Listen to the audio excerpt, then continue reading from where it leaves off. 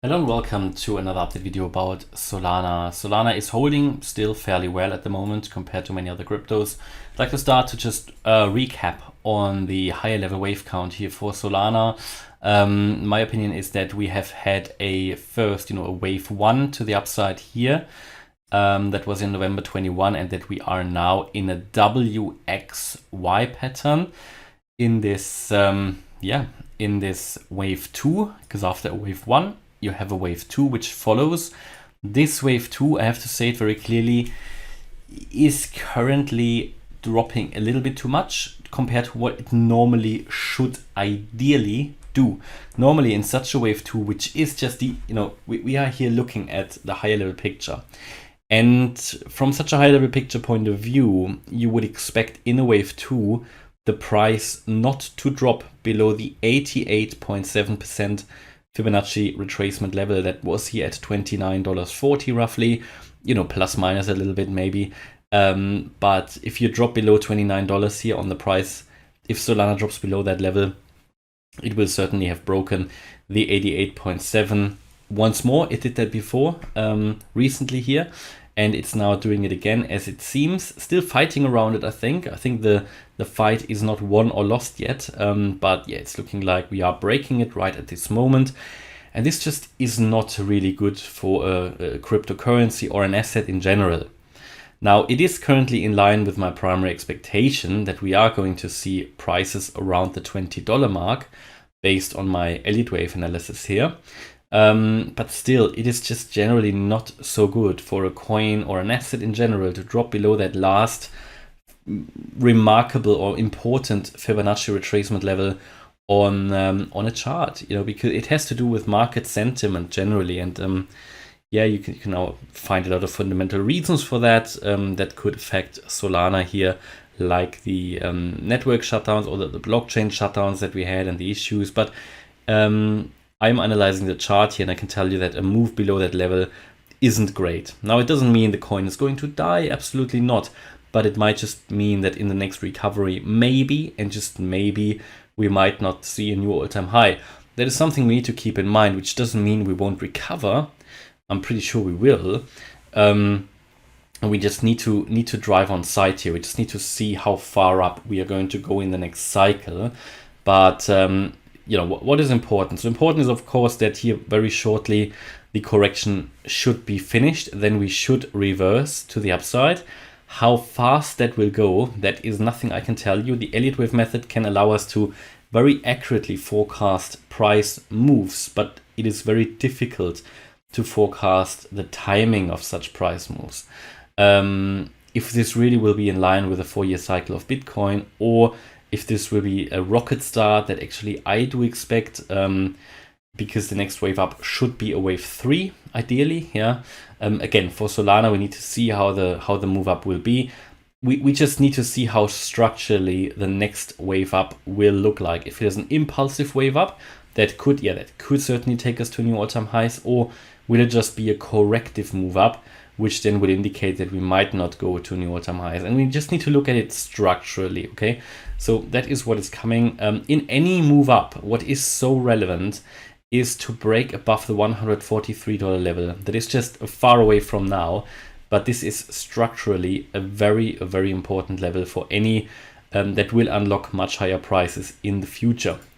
So, but let's take a look at what is more interesting short term here, because at the moment it is following pretty nicely the forecast here. So we are going down lower pretty much again as expected. So after we came here from that wave 4 peak on the 15th of May, which was at around $60, when we started to move down from here, I told you that this is probably developing in an impulsive move down, and we were waiting here for 5 waves to the downside: a 1, a 2, a 3, a 4, then a 5. This could have been the low, but told you, unless we have structurally a bullish wave pattern emerging after a possible low, you just cannot call the low. We always have to wait for how a price reacts to a certain price point to establish how the next waves will be like. And my primary expectation remained further downside potential, and further moves to the downside, because we have not yet established, and even back here we did not establish a 5-wave structure to the upside. We could not count this as a 5-wave move up, not bullish. Therefore, I told you that here somewhere that this could become an extended wave 5, and we are seeing that in a 1, 2, 3, 4. We could now be in that wave 5 down, basically the last wave here in pink, and this wave 5 of the wave 5, and that wave 5 then would also complete the overall correction for Solana. That is how I see it at the moment. Now, Solana has fulfilled honestly all the requirements it needs to fulfill to complete this overall correction. It has, we've made enough lower lows. Here, for example, a little bit of a higher level point of view, wave 3, 4, 5. Told you all the way that it's so important to get below this wave 3 low, which we did. Higher level point of view as well. We came to the 78.6% FIB level at $55, which was important, and now even to the 88.7. If you go below that, that's not great. I think we're doing that again just now, but still, every correction has certain requirements to fulfill, and so Solana fulfilled them all. What we now need to wait for, when we have established something like that, when we hit a target level, for example, of such a low here, and basically the wave count could be technically complete. Even the short time frame wave count here is nearly complete. Just that last leg down here.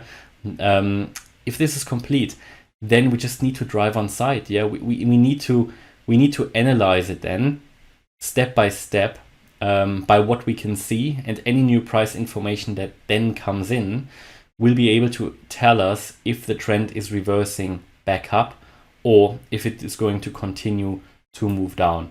So as soon as, for Solana, my scenario has been fulfilled. I have to, what I've told you like months ago has been fulfilled. We've come into these price ranges, and now, as long as we don't have bullish signal, of course, it's going down further. Until we see a structural change in the chart, the downtrend remains.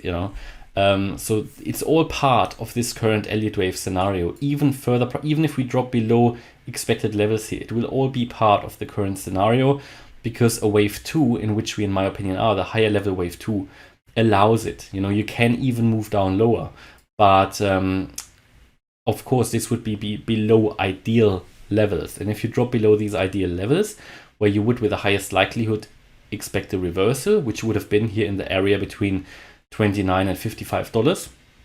If you go below that, you just have to derive on site, or analyze on site. We can only analyze what we can see, and then just by looking at the structure from then on, establish if it is higher, if the higher likelihood remains that we go lower still, or if we can see a trend reversal. At the moment, we cannot see a trend reversal yet. My view is that we are going to go down lower, and I did calculate for you before, based on Fibonacci extensions, that the last wave 5 here in yellow should end somewhere in the region between $19 and $22.